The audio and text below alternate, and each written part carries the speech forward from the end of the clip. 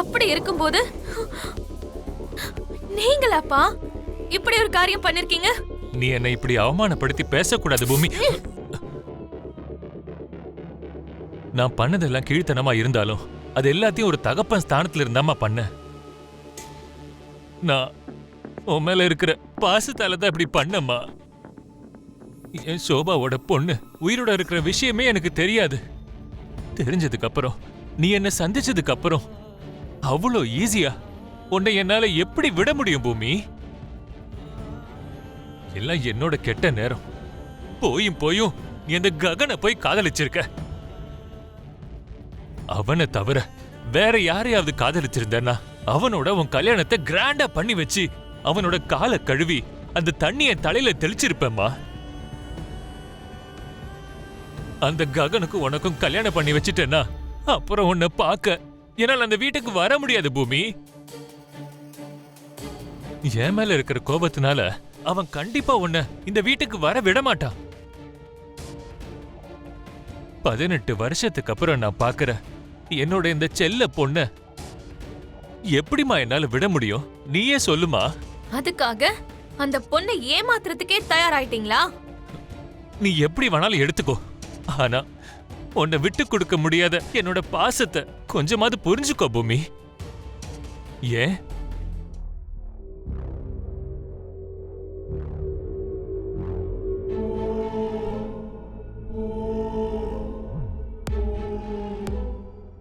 என்ன மாமா ஒரு மாதிரி இருக்கீங்க? என்னாச்சு? கேபி என்ன ரொம்ப பயமுறுத்துறான் பூர்வா. என்னது? ஆஃப்டர் ஆல் கேபி உங்களை பயமுறுத்துறானா? என்ன சொல்லி பயமுறுத்துறா மாமா? மறுபடியும் நம்ம சாரதா கிட்ட டிவோர்ஸ் பத்தி பேசினா இல்ல அந்த விஷயத்தை பத்தி நம்ம பேசினா நாம இப்படி டைவர்ஸ்ங்கிற கண்டிஷனை போட்டுதான் கல்யாணத்துக்கு ஒத்துக்கிட்டோன்னு பூமி கிட்ட இப்படி சொல்லிட்டு செத்து போயிடுவேன்னு சொல்றான் பூர்வா. அது சரி. அவன் நம்மள மிரட்டினா நம்ம பயந்துருவோமா மாமா? அதெல்லாம் நான் பாத்துக்கிறேன். நீ என்ன பாத்துக்குவா பூர்வா? நீ பாத்துக்கிறேன்னு சொன்னதுனாலதான் நான் இந்த கல்யாணங்கிற விஷயத்திலே இறங்கினேன். அட்லீஸ்ட் என் தங்கச்சிக்கு அது ஒரு நியாயம் கிடைக்கும்னு நினைச்சேன். ஆனா அந்த கேபி சாவறதுக்கு வேணா ரெடியா இருக்கானே தவிர விவாகரத்து கொடுக்க ஒத்துக்கவே மாட்டேங்கிறான். கல்யாணங்கிற வலைய வீசி மொத்த லாபத்தையும் அடையலாம்னு நினைச்சேன். இப்போ அதே வலையில நாம நல்லா மாட்டிக்கிட்டு இருக்கோம். இன்னைக்கு மெஹந்தி ஃபங்க்ஷன் சொல்றாங்க, நாளைக்கு இன்னொன்னு சொல்லுவாங்க, அதுக்கப்புறம் கல்யாணமே முடிஞ்சு போயிடும். நாம என்ன பண்ண முடியும்? மாமா இப்படி கோவப்படாம கூலா எனக்கு ஒரு விஷயம் சொல்லுங்க. நீங்க பூமி பார்வையில ஒரு நல்ல தகப்பனா இருக்கணும்னு நினைக்கிறீங்களா? நான் ஆரம்பத்துல இருந்து அதை தானே சொல்லிட்டு இருக்கேன். அப்படின்னா இந்த கல்யாணத்தை நடத்திடுங்க மாமா. சொல்லுங்க மாமா. கேட்டா எதுவுமே சொல்ல மாட்டேங்கிறீங்க. எதுக்காக நீங்க மருந்து குடிச்சீங்க? நீங்க எதுக்காக சாகணும்னு முடிவெடுத்தீங்க? உன் பையனுக்கும் பூமிக்கும் கல்யாணம் நடக்கணும்னா கேபிக்கு நீ டைவர்ஸ் கொடுக்கணும். உனக்கு தான் தெரியும்லம்மா, உன் சாரதாத்த விவாகரத்து கேட்டா. ககன் என்ன அப்பா ஸ்தானத்துல இருந்து கல்யாணம் பண்ணி வைக்க கூடாதுன்னு சொல்லிட்டான். அவன் அப்படி சொன்னதுனால இருந்த உறவை என் பொண்டாட்டி சாரதா முடிச்சுக்கலான்னு சொன்னப்ப என்னால அதை தாங்கிக்க முடியலமா.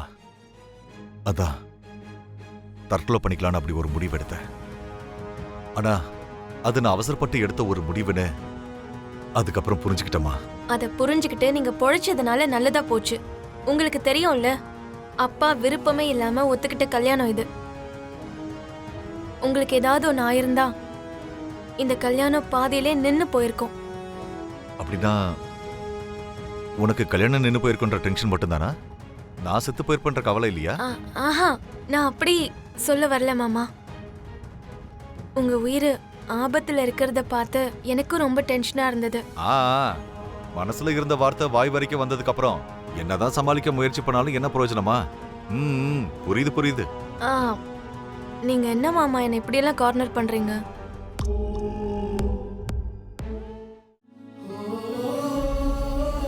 அம்மா,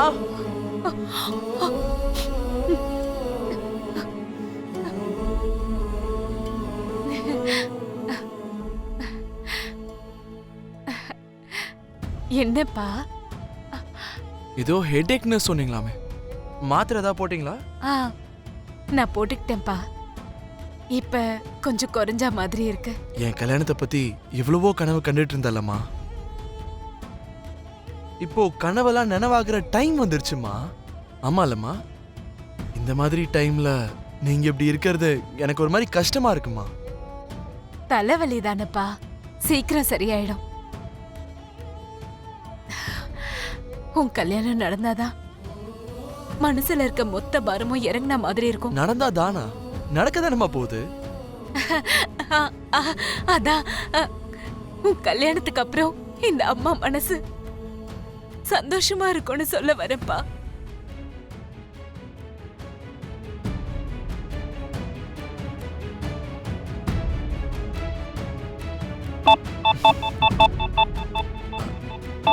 அம்மா, உங்க மருமக ஃபோன் பண்றா.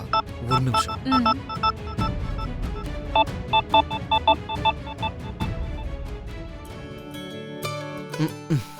நான் வரல தையத்தக்கா மேடம். கல்யாணம் முடிஞ்சதும் நீங்க தான் தையத்தக்கான்ட்டு சந்தோஷமா குதிச்சுக்கிட்டு இங்கதான் வர வேண்டியது இருக்கும். ஐயோ, நான் உங்களை கேட்டது இப்ப உங்களை வர சொல்லிதான்.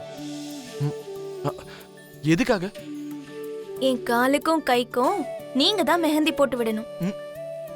நானா? ஹலோ ஹலோ ஹலோ ஹலோ, எனக்கு மெஹந்தி எப்படி போடுவாங்கன்ற பேசிக் நாலேஜ் கூட கிடையாது. உங்களுக்கு எப்படி வருதோ அப்படியே வச்சு விடுங்க. அது கிடையாது மம்மி. இதுக்கு மேல எதுவும் சொல்லாதீங்க. நீங்க மெஹந்தி போட்டு விட்ட கையில தான் கல்யாணத்துல உங்க மேல நான் பூக்கள் வீசணும். நீங்க மெஹந்தி வச்சு விட்ட கால்ல தான் நான் உங்க வீட்டுல காலடி எடுத்து வைக்கணும். அவ்வளவுதான். பூமி, ஒரு நிமிஷம் ஒரு நிமிஷம்.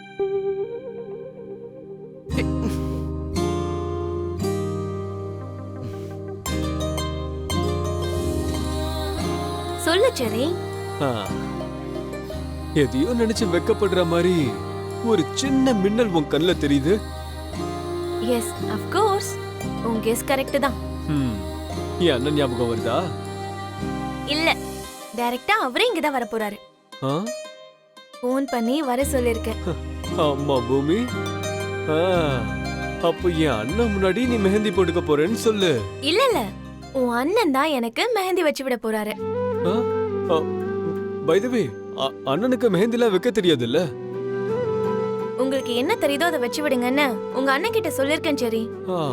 கட்டிக்க போறவர் கையால மெஹந்தி வச்சுக்கிட்டு மணமேடைக்கு போற பொண்ணுங்க எத்தனை பேர் இருப்பாங்க சரி? எனக்கு தெரிஞ்சு அது அப்படி யாரும் இல்லாம இருக்கலாம். அப்படி இல்லன்னா நான் தான் ஃபர்ஸ்டா இருப்பேன்.